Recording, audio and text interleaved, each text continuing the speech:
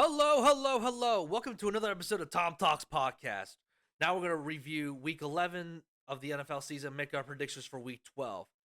As I said last fucking week, the Birds were going to beat the Commanders and take control of the NFC East.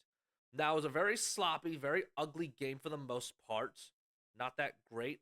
Commanders had a they had the lead for the most part of the game, but then the fourth quarter, where it really mattered, both the defense and Saquon Barkley stepped up and took care of business. And now we're gonna head, and now we have a commanding of what, at least a game and a half. Yeah, let me do the math. Yeah, game and a half ahead of the in the division, and we're looking to dominate the rest of the year. Looking forward to that. Next game is the Packers narrowly escaping beating the Chicago Bears because of a blocked field goal. That was I saw the very end of that game. I had red zone on all day, so obviously they jump from channel to the channel jumps from game to game. They had the very end of this game. They went to Caleb leading them down to the in field goal range, and then all of a sudden, field goal gets blocked. So damn close. So damn close. Gotta feel bad for a little bit for Chicago. Only a little bit. Not a lot.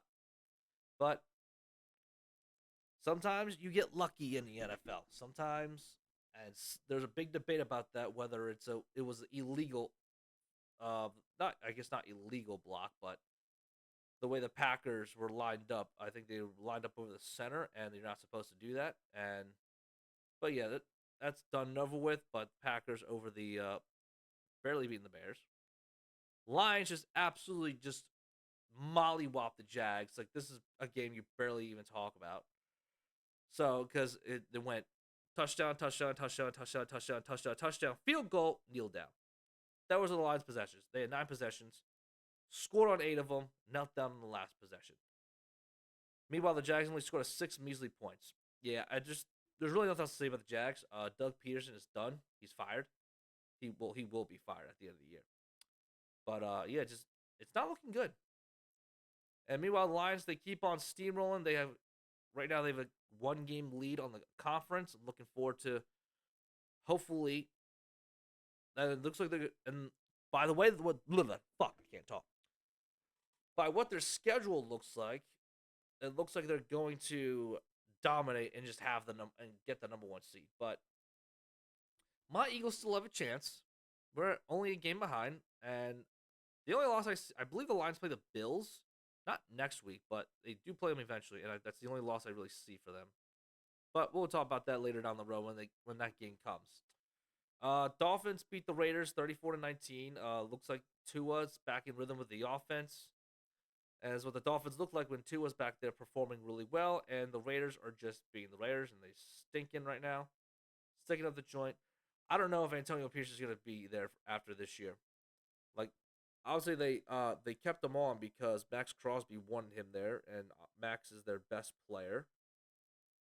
And yeah, who knows what's going to happen in Vegas? They might get in. They're probably going to fire him. They're probably going to get a new coach. The only question is who is going to be the head coach, who is running the operation. Reports are that Tom Brady is going to be mostly in charge of the football operations there, but we'll see what happens with the Raiders. But as of right now, the Dolphins, they're looking okay. They might they actually might make a comeback to get one of the wild card spots. So I don't know if they play the Broncos this year. They may, but I don't remember off the top of my head. I don't think they do, but we'll see. Rams beat the Patriots in New England 20-22, keeping them at 500 after the loss last week to Miami. This is the bounce back game that they needed. They didn't look that great against Miami. I thought they would dominate Miami because I didn't realize how good Miami's defense actually was. But yeah, they needed this game. The Rams O line's not that good. But clearly they did enough to beat New England. And although New England's not like they're not expecting anything a lot of out of New England, Drake May is looking better and better each week, and that's all you can really ask for. Saints, they crushed the Browns 35-14. I mean, it's the Browns. The Browns are not that good of a football team. They suck, to be quite frank. And Saints, there's no way. I mean, they only have what, a 2 game lead in the 2 games behind the division, but the Falcons. Oh no, they drew the Falcons. They beat them the last time. So what am I saying? What am I talking about? But I still don't think the Saints are good enough to win that division. I so we'll see what happens with Steelers.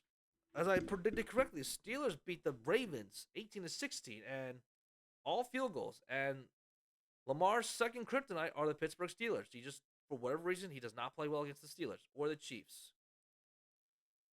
So that's a conversation that needs to be had. You need to run the ball more, Derrick Henry. I don't know why they keep going away from Derrick Henry. You got to just keep running the ball with him, even though he fumbled on the first handoff. You still got to run the ball with Derrick Henry. And yeah, Steelers, they could have been better, but they did what they needed to do and win again and win the game. They were more physical. They were more physical that game. This game, and in my opinion, this is the best rivalry in football. Steelers and Ravens. Every time they play, it's always a physical game. It's always a close game. There's very rarely, like it seems like one every, I'd say like 4 or 5 years that's a blowout, and but that happens very rarely. It feels like. Vikings beat the Titans 23-13. Not really much to talk about. Vikings dominate. Their defense dominate as they expect to. Titans, they're gonna move on from Will Levis probably after this year and I don't even know if they're gonna keep their head coach. I don't think there's any rumors. I don't think there's any speculations of them finding their head coach after 1 year, but obviously it didn't go the way that the Titans expected to go. But they should never got rid of Mike Vrabel in the first place. But that's just my opinion. But they wanted to be dumb against. They wanted to be dumb and get rid of Mike Vrabel, who was a really good head coach, and he should get another head coaching job in this coaching cycle. But we'll get to that soon. Colts with the. I thought the Jets were actually going to come back and win this game. This would be a comeback win for the Jets, but it doesn't look like it. It looks like the Colts. They got back in the win column after being 0-2. Joe Flacco, Anthony Richardson. He sat his ass down on the bench. He learned a couple of things, and it looked like he got a lot better. Maybe he just, I don't know what it was. I don't know what he did, but he needs to keep on doing what he's doing. He runs the ball really well. When he's on, he's on. That's what it seems with Anthony Richardson. When he is on, he is one of the best players. He can grow to be one of the better quarterbacks in this league. There's a lot of Cam Newton with the size and how he runs, but we will see how he develops. If you're a Colts fan, you should be excited for Anthony Richardson. Like, he's very up and down. And as for the Jets, their season's done. No head coach. No, they just fired their GM this week. I'm really interested to see what they're going to do with the GM spot, with the head coaching spot. Aaron Rodgers, Devontae Adams, are they going to keep them? Probably not. Like, if you want to be an organization, if you really want to move on and try to succeed as an organization, you should probably move on from Aaron Rodgers and, well, I guess try to keep Devontae, but I don't think Devontae's going to play for the Jets if Aaron Rodgers isn't there. But we'll see. We're going to see what happens with that. And looking forward to that in the next couple of months, what they do when they search for their head coaching and GM. Broncos absolutely dominate the Atlanta Falcons 38-6. I didn't see any highlights of the game, but I did see that Bo Nix threw for 4 touchdowns.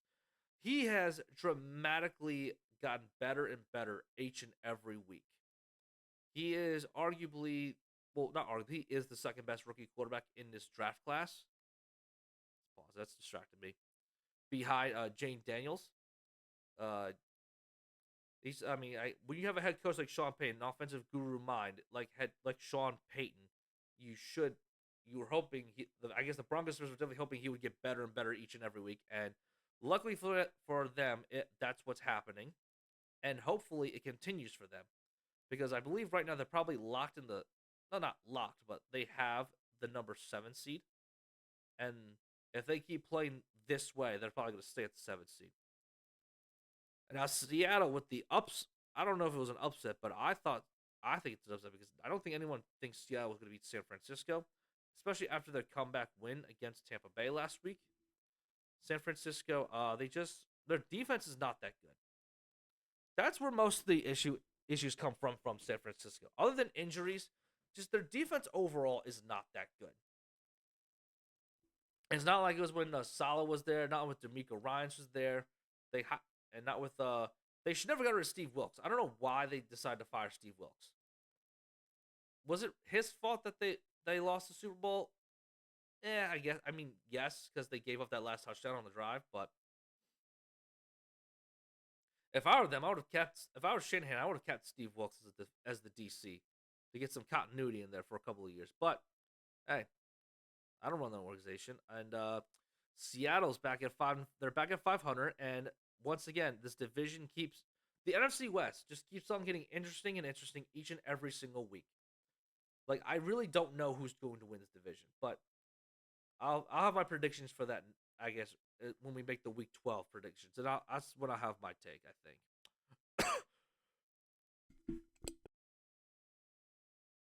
Sorry, I had a fucking nasty ass cough there. I thought the Chiefs were going to win on the road. They did not. The Bills were. Did I? I don't remember who I picked last week. I believe I picked the Chiefs last week, but anyway, it doesn't matter. Bills beat the Chiefs, score 30-21. Josh Allen did Josh Allen things. He led this team to victory. Now he's the favorite to win the MVP, and that touch. I forget how long it was, like a 12-yard touchdown run. That's going to be his MVP highlight. But like I said, it's the regular season.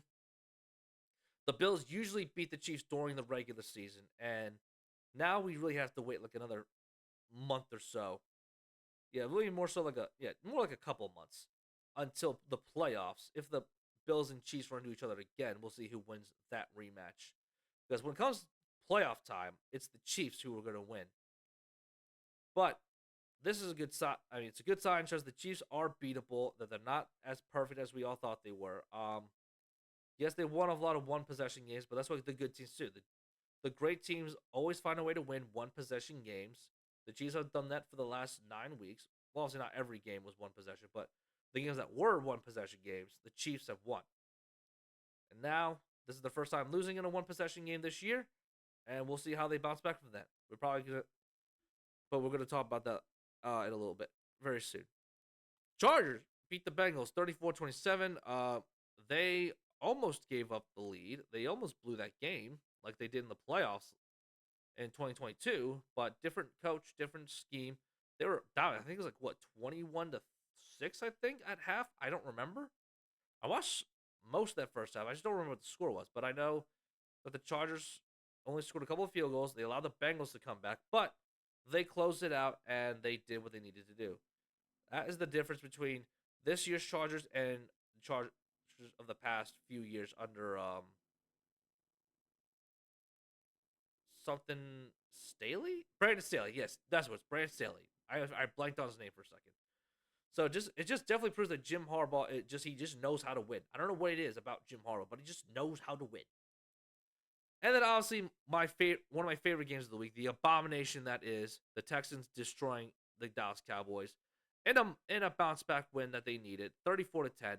They fucking scored on a screenplay to Nico Collins for the first touchdown, and it got called back because Laramie Tunsil was 2 yards ahead. He was an eligible man downfield, which is absolutely insane to me. Like that penalty drives me nuts. Like he was like I just don't understand why that's a penalty. Like I understand somewhat. Well, actually, I don't know. I'm contradicting myself. I'm sorry, but it's just a weird penalty to me. I understand somewhat if it's like 5 yards down the field, he's like blocking a linebacker, but like before he throws the ball, but like something like quick like a screenplay.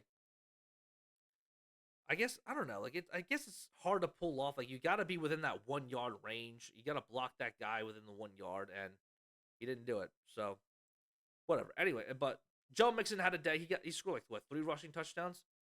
So good for on Joe Mixon and I just love seeing the Cowboys look absolute dog shit. It's one of my favorite things to do. I love laughing at the Cowboys and their dumbass fans who talk shit every time. Now this week's game, Week 12, Pittsburgh Steelers at the Cleveland Browns. I know it's a short week, and I know Mike Tomlin has a dog shit record on Thursday nights, but the Browns are not that good of a football team. They back up quarterbacks in. They don't have a good. They're not. They don't really have a good football team, and so the Steelers should easily win this game. I don't know how much they're going to win, but they're going to win easily. Chiefs are at the Panthers. This is kind of I guess this would be the Chiefs a a get right game for the Kansas City Chiefs. So I'm picking the Chiefs. Obviously, Panthers aren't that great. Uh, Vikings at Bears. Going the Vikings on the road because they are just a much better team, especially on the defensive side of the football. They're gonna dominate Caleb Williams. Titans at Texans. You know the Texans at home. They bounced back last week. Now I think they got right already.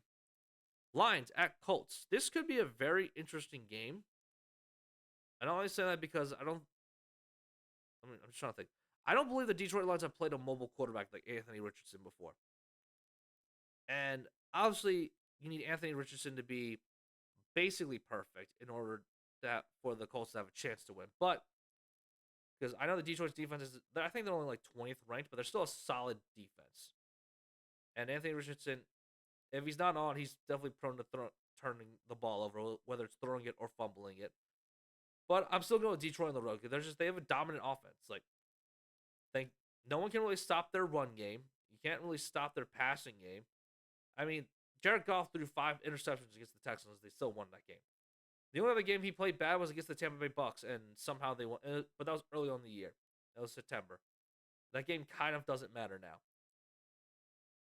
So I'm still going with the Detroit Lions on the road.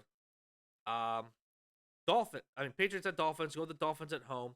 They're still a more complete team, and if Tua is healthy and he's on, Tua kicks ass. Bucks at Giants. Go with the Buccaneers on the road.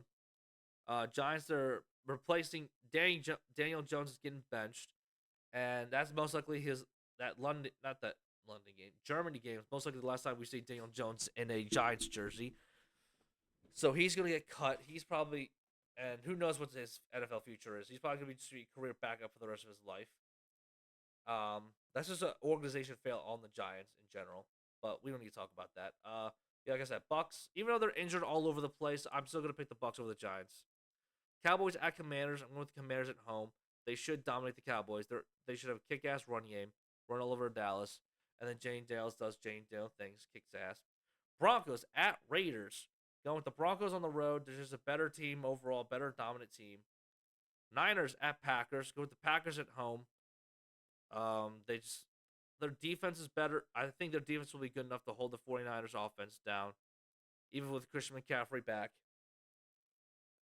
and Brock Purdy basically having to play perfect. And now, one of the most these last 3 games are the most interesting games of the weekend. Cardinals at Seahawks. Now, here's what I'll say: the Cardinals are 2-0 in the division, and the Seahawks are 1-2 in division games. So I believe if the Arizona Cardinals win this game against Seattle, I think most likely the Cardinals will win the NFC West. Now, do the other teams still have a chance to come back? Absolutely. The 49, like all the other 3 teams, the Niners, Seahawks, and Rams, even though they're all 5-5, they still have a chance to win this division. They're only down by a game, realistically. Because other than I would say the Rams have a better chance of winning the division, but it depends on how they play against us. But we'll talk about that in a minute.